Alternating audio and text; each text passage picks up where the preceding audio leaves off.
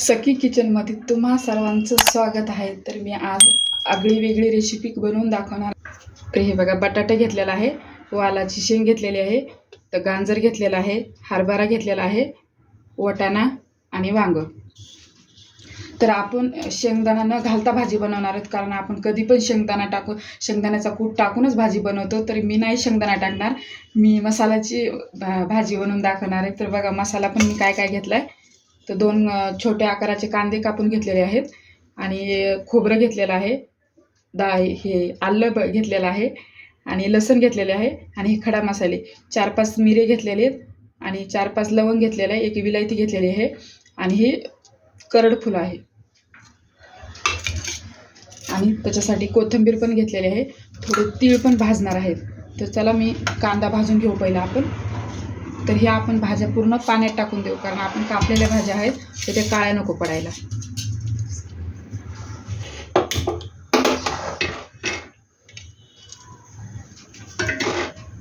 तर हे पूर्ण वाटण कसं भाजायचं ते मी तुम्हाला दाखवते, कारण ते करपलं पण नाही पाहिजे, कारण आपली कडू भाजी लागायला नाही पाहिजे। असा चांगला पातळ कांदा कापून घेतला, लगेच भाजून जातो।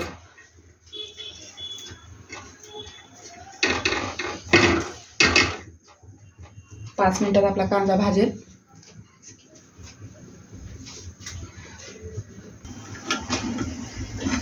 तर बघा, मी आता खोबरं टाकून घेतलेलं आहे, कारण आपण तेल टाकल्यावर लगेच ते काळं होऊन जाते। खोबरं आपलं तेलामध्ये तळून घ्यायचं, जास्त करपलं की नाही पाहिजे, कच्चं पण पांढरा पण नाही राहिलं पाहिजे, नाहीतर आपली भाजी पांढरी होती। त्याला कट आला पाहिजे ना भाजीला।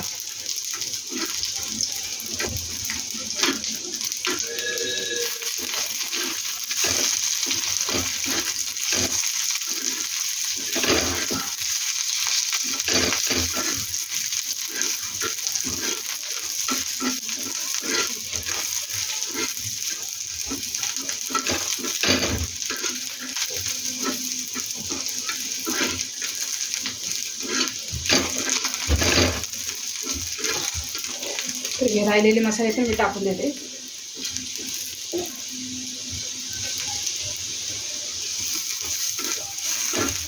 लसूण अद्रक पण टाकते। मसाल्यामध्ये लसूण अद्रक भाजून घ्यायची।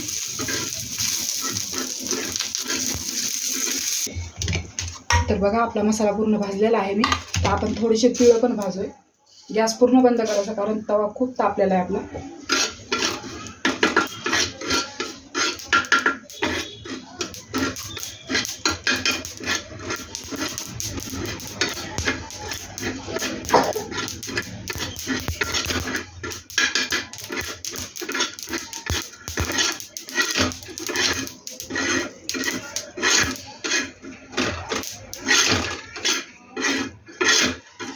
हा मसाला मी आता मिक्सरमधून काढून घेते।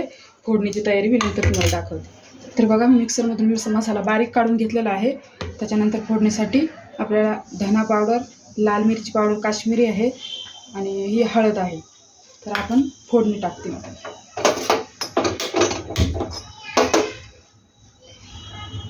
पहिले तेल गरम करायला टाकू आपण।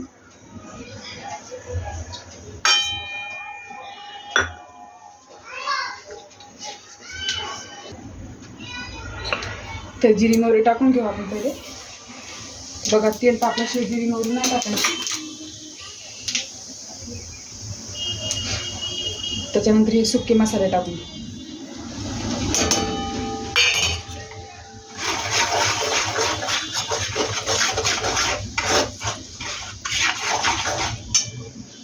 आपण हे भाजून घेतलेला मसाला टाकू।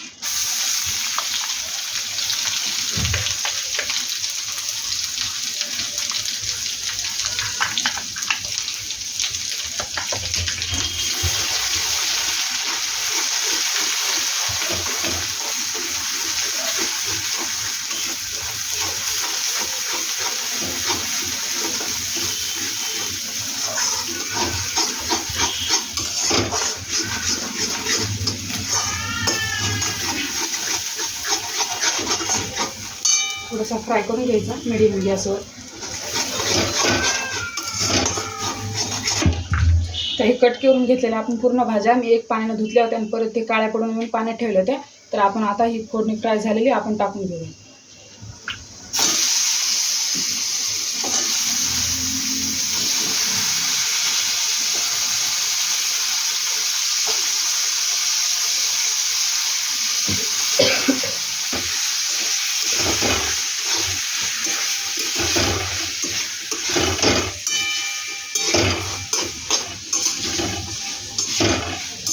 पूर्ण मिक्स झालेलं आहे. तर मी तुम्हाला पूर्ण शिजल्यावर दाखवते. तर बघा मी जसं आपल्या इथं फॅमिली आहे तशी भाजी बनवते, मी एवढी भाजी बनवलेली आहे. तर आपण याला शिजवून घेऊ. शिजवून घेण्याच्यानंतर पण मी तुम्हाला दाखवते. तर बघा कशा भाजीला आपल्या कट आल्या शिजल्यावर याच्यापेक्षा सुंदर दिसेल. तर तुम्ही म्हणता नुसती भाजी दाखवली का, तर असं नाही. मी बाजरीची भाकर पण एकदम टम फुगणारी बाजरीची भाकर, तिळ लावून बाजरीची भाकर मी तुम्हाला दाखवते. तर आपण भाजी साईडला ठेवू आणि बाजरीची भाकर दाखवते. तर चला मी तुम्हाला बाजरीची भाकर बनवून दाखवते.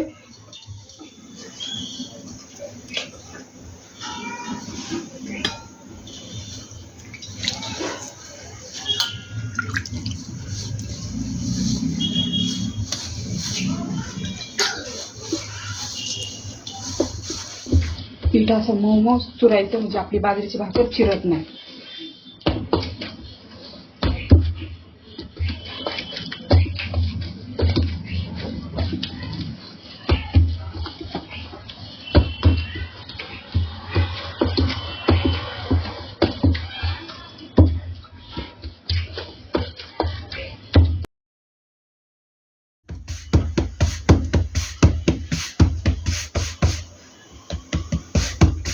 तर बघा माझी भाकर थोडी पण चिरली नाही साईडनं, कारण असं पीठ जास्त वेळ चुरावं लागतं, कारण काठाला पाणी लावायचं. सुरुवातीला केलं ना तर नंतर भाकर अजिबात चिरत नाही. तर बघा आता मी खाली ह्या साईडनं तिळ लावून घ्यायचे, नंतर आपण तव्यावर भाकर तेव्हा एकदा लावून घ्यायचे.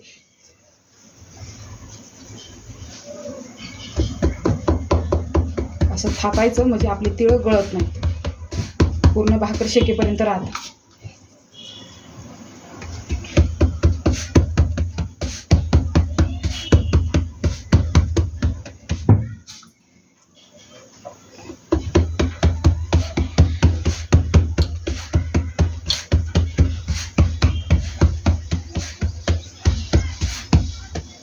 चला मी तवा तापलेला आहे आपला, तर मी तव्यावर भाकर टाकून घेते.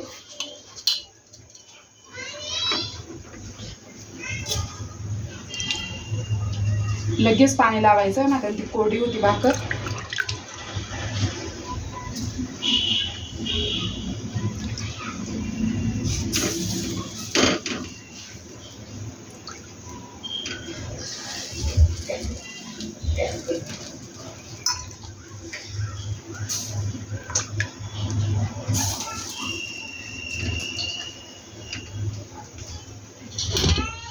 त्याच्यानंतर आपण याच्यावर तिळ टाकायचे, म्हणजे दोन्ही बाजूने तिळ आपले लावले गेले.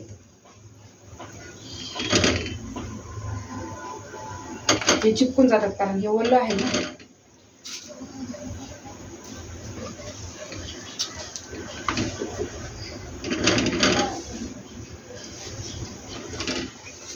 तर बघा आपली भाकर, बाजरीची भाकर तीळ लावून केलेली पूर्ण टम फुगलेली आहे. तर बघा, तर आपण हिला कडक करून घेऊ. तुम्हाला नरम आवडत तर नरम सुद्धा राहू द्यायची. तर बघा आपली बाजरीची भाकर, भोगीची भाजी, तीळ लावून केलेली बाजरीची भाकर आणि त्याच्यासोबत कांद्याची पात, कांदा. तर नक्कीच तुम्ही पण खाऊन बघा. खूप पहिल्या दिवसाची आठवण येईल, गावाकडची पण आठवण येईल. तर व्हिडिओ आवडला असतं लाईक करा, शेअर करा, सबस्क्राईब करा आणि नक्कीच कमेंटमध्ये सांगा आवडलं तर. भेटूया पुढच्या रेसिपीमध्ये.